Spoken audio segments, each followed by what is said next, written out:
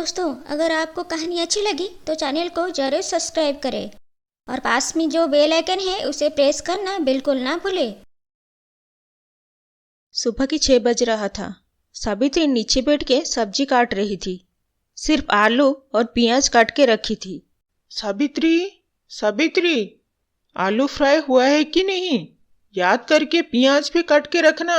हाँ हाँ, आप नहा के आओ, सब रेडी हो जाएगा। कुछ देर के बाद हरी रसोई में आया। सावित्री को खाना परोसने के लिए बोला। सावित्री हरी के लिए खाना लगा के उसके पास बैठ गई। कितना दिन और ऐसे आलू की सब्जी खाते रहेंगे और अपने ही खेत में नौकर जैसे काम करेंगे। और क्या कर सकते हैं सावित्री, यहाँ सबके हालत समान है। कोई अपना मुंह नहीं खोलेगा तो भला किससे होगा। हरी खाना खा के काम करने के लिए निकल गया। अरे राजू, जल्दी आओ, सूरज के निकलने से पहले जल्दी निकल जाएंगे और खेत में जल्दी पहुंच जाएंगे। हाँ चलो चलो, मैं आ रहा हूँ। आज फिर से अपना ही खेती में नौकर जैसा काम करना पड़ेगा। इसे बोल के हरी और राजू खेत के लिए निकल गए। खेत में पहुंच के देखे कि जमींदार जल्दी आ गया है। जमींदार के लोग सुबह खेत में जल्दी आ जाते हैं और सब्जी लेके मार्केट में बेचने जाते हैं।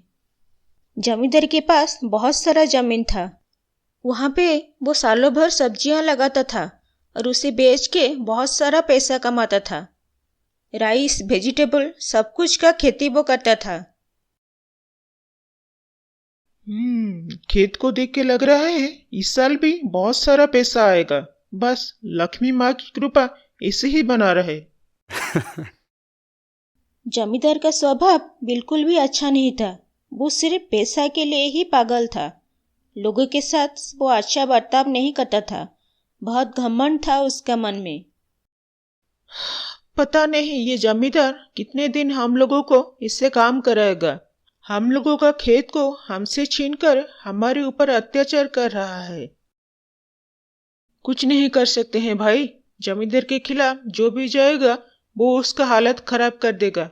बस ऐसे ही दिन काटना पड़ेगा।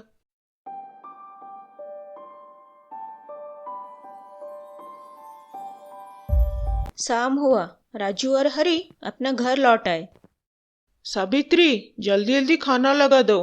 आज बाहर खेत में काम करके पूरा थक गया हूँ। जो भी खाना था मैंने कुनी को दे दी। हम दोनों के लिए कुछ खाना नहीं बचा है। आज पानी पी के सो जाइए, कल देखेंगे। जमींदार इतना ज्यादा काम कराता है, ऊपर से टाइम से पैसा भी नहीं देता है। जमींदार जो पाप कर रहा है उसकी सजा उसको जरूर मिलेगा। घर का परिस्थिति और कुनी की पढ़ाई ये सब नजर में रखते हुए सावित्री दूसरों के घरों में काम करने लगी। सावित्री अपना पड़ोसी कमला के घर में जाके काम की। वहां से जो पैसा मिलता था उसी में वो अपना घर चलाती थी। उधर जमींदार अपना पत्नी से बोला, अरे फूलमती, पता है इस साल खेती बहुत अच्छा हुआ है। बहुत पैसा मिलने वाला है। हर साल खेती से लाखों रुपया आ रहा है। अगर कुछ साल ऐसे ही चलता रहा तो हम लोग करोड़पति बन जाएंगे। पैसा कमाना इतना आसान है, पता ही नहीं था। जमींदारी करने का यही तो फायदा है। जो लोग खेतों में काम करते हैं उनके बारे में भी सोचिए। बेचारे लोग कितने काम करते हैं और ऊपर से आप लोगों को टाइम में पैसा भी नहीं देते हैं। कैसे गुजारा करते हैं वो लोग पता नहीं। कहीं कितने सालों से जमींदारी ऐसे ही चलता आ रहा है। किसी का कुछ बुरा नहीं हुआ। हमारा कोई कुछ नहीं कर पाएगा। किसानों को उनके खेत वापस दे दूंगा तो वो लोग मेरे सर पे नचने लग जाएंगे। जो जैसे चल रहा है अच्छा चल रहा है। जमींदार के पास बहुत पैसा हो गया था। वो एक गुप्त कमरे में सारे पैसे, सोने, जेवरात छुपा के रखा था। बेचारे किसानों का गला घोटकर वो पैसा का पहाड़ बना लिया था। अगर कभी किसी ने उसके गुप्त धन के बारे में जान लेंगे यही सोचकर परेशान था। घर में इतना पैसा रखना ठीक नहीं होगा सोचा। अगले दिन जमींदार, फूलमती, मैं सोच रहा हूँ सारे पैसा जेबर लेके घर से दूर एक सुरक्षित जगह पे रख लूंगा। घर में इतना पैसा है, अगर किसी को पता चल गया तो बहुत गड़बड़ हो जाएगा। मुझे कुछ मत बोलिए, आपको जो अच्छा लग रहा है करिए। मैं आपके पाप कर्म में भागीदारी नहीं बनना चाहती हूँ। अगले दिन सुबह जमींदार अपना गोडाउन गया और एक ट्रक ड्राइवर के साथ बात किया। सुन कालिया, कल सुबह होने से पहले ट्रक लेके मेरे घर के सामने आ जाना। कुछ जरूरी सामान लेके शहर जाना है। सुबह होने से पहले कालिया ट्रक लेके आ गया था। जमींदार ट्रक में सारे पैसे लोड कर दिया और खुद वो ट्रक में बैठ के कालिया के साथ शहर के लिए निकल गया। सावित्री और उसके आस पड़ोस के लोग सुबह गांव के पास वाला नदी में जाते हैं। वहाँ कोई नहाता है तो कोई कपड़ा साफ करता है। उस दिन नदी के किनारे 4-5 लोग थे। कोई नहा रहा था तो कोई कपड़ा साफ कर रहा था। सब लोग नदी के किनारे मजा ले रहे थे। थोड़ी देर में पता नहीं कहाँ से इतने सारे पैसे नदी के पानी में बहते हुए आ रहा था। गांव के लोग ये सब देख के सरप्राइज हो गए। अरे देखो सब लोग, किसी नदी के पानी में पैसा बह रहा है। इतना पैसा कहाँ से आया पता नहीं।